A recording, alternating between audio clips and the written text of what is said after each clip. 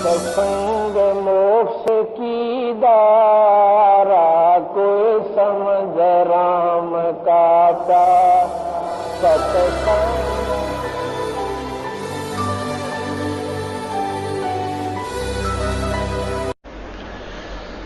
पुण्यात्मा एक अंधा था और बड़ा भक्त था।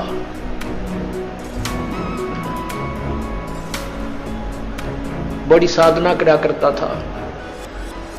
एक बार उसको दस्त लग गए, पेचिस लग गए, उसको लूज मोशन हो गए। और लूज मोशन इतने हो गए, उम्र भी उसकी अच्छी हो गई थी, 60-70 के आसपास। इतने लूज मोशन हो गए कि वो समझ गया ना कोई दवाई काम करे। तो उसको पता लग गया कि अब तेरा जाने का टाइम आ गया है, अब नहीं रह पाएगा। इस दृष्टिकोण से उसने सोचा यहाँ क्यों दुखी करा, कोई एक आधा व्यक्ति टूटा फूटा हुआ है, जो कपड़े धोने में लग गया है। तो उसने सोचा कि जंगल में जाकर के शरीर को त्याग दूंगा, वहीं मर जाऊंगा, 1-2 दिन में भूखा कैसा दस्त लगी रहे, खत्म हो जाऊंगा। और वहां इस 100 को कोई पशु पक्षी खा पी लेंगे, तो उसको उनका उद्धार हो जाएगा। इस दृष्टिकोण से वो महात्मा जंगल में बहुत गहरा चला गया, बहुत गहरा, और मेन रास्ते से भी हटकर जानबूझकर ऐसे सर्प तरफ निकल गया, नूंगा ठीक है ला कभी जंगल के बीच में, वहां के आसपास कुछ भी नहीं। वहां जाकर बैठ गया। अब वो बैठा था, थोड़ी सी देर हुई थी, इतने में एक बालक आया, 5-7 साल का, वर्ष का। उसने कोई आधा घंटा होया होगा बैठे थे। वो कहने लगा, बाबा आपको लगता है आप बीमार हो? कहाँ भाई बीमार हो बेटा? आप कहाँ से आ गए? यहाँ बच्चे बोला, बोला यहाँ हमारा मकान है, यहाँ हमारी आश्रम है, हमारा घर है यहाँ पर थोड़ी सी दूरी पे। और बाबा ले ये खिचड़ी खा ले, आपको दस्त लगे हैं, मेरी माँ ने बना के दी है, रोटी खा, अब खिचड़ी खा ले। तो बोला बेटा ला, भूख लगी है। अब बाबा उस सूरदास ने वो खाना खा लिया, खिचड़ी खा ली। वो खिचड़ी खाते ना दस्त रहे और पेट भी भर गया।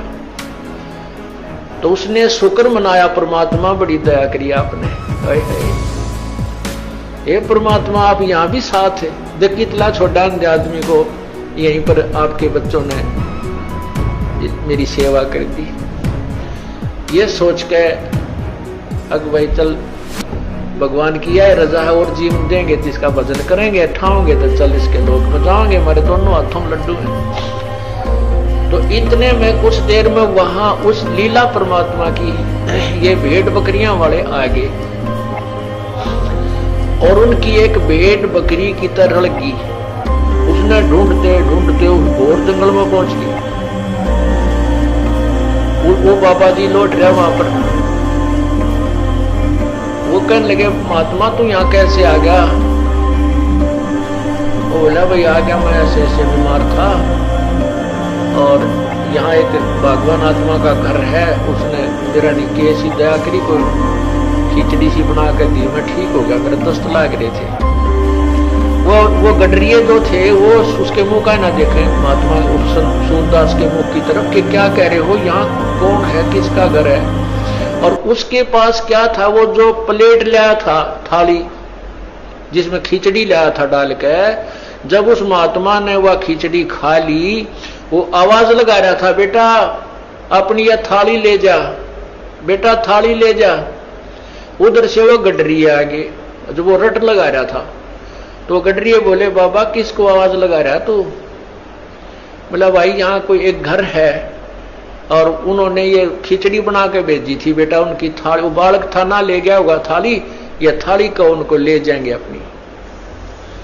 वो कहने लगे, बाबा जी तू यहाँ कैसे आ गया ऐसे घोर जंगल में? यहाँ ना कोई घर है, यहाँ से 5-7 कोस तक कोई गांव भी कोई ना, तू घर की बात करे, यहाँ कोई घर नहीं है, ये थाली कहाँ से आ गई तेरे पास? ने बोला, भाई मन ने बेरा है कितना आएगी, जब बेटा कोई है ही नहीं, कोई घर नहीं, तो मौन साध गया। अको हे भगवान, हे परमात्मा,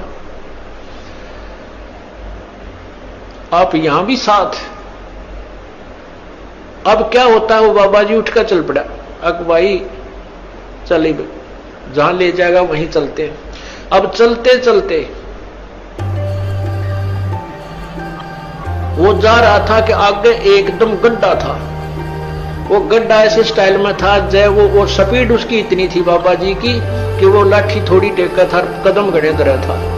इसी उमंग सी हो रही थी, कोई है भगवान आज मेरा जीवन दान कर दिया भगवान, इस उमंग में चल रहा था। तो ज्यों ही वो गड्ढे में गिरने को गया तभी एक व्यक्ति ने उसका हाथ पकड़ के और उल्टा ले लिया। ने बोला बाबा आगे इतना जबरदस्त गड्ढा है, तुम गिर के मर जाता, वापस हो ले, ये रास्ता ठीक नहीं। तो उस संत ने उसके बचाने वाले का पैर पकड़ लिया, नो का नो नीचे एकदम पैरा में गट गया। नो बोला परमात्मा जब तक निकल गए थे मेरे हाथ से, आज नहीं छोड़ू तेरे, जब तुम वो पहचान नहीं सका आपको आज नहीं छोड़ू, मन मत बकावे।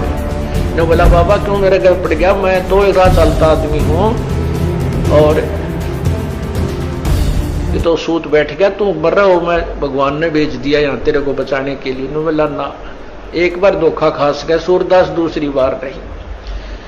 और फिर उसने छुटा लिया वो पैर हाथ। नो बोला छोड़, तू मेरे गले पड़ गया।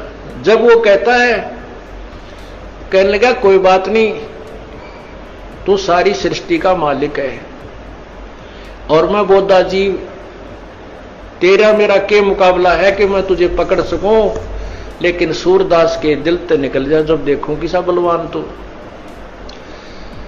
नो बोला हीना जान के कमजोर निर्बल जानो और पैर छुटा गया है, अति बलवान तू है, सर्वशक्तिमान तू, लेकिन सूरदास के दिल ते निकल जा जब जानू किसा बलवान तू। कहते हैं उसी समय उसके दिव्य भी वो दृष्टि भी खुल गई और भगवान ने सामने दर्शन दिए, जिस भी रूप में वो पूजा कर रहा था। अब देखो पुण्यात्माओं, परमात्मा पूर्ण ब्रह्म कबीर परमेश्वर इस भक्ति काल तक इस जीव को लाने के लिए, भक्ति की आस्था बनाए रखने के लिए सोचल छिद्र करता है। भाई जो गुरु बचन पे डट गे रकट गे फंद 84 के, कट गे फंद 84 के, रकट गे फंद 84 के।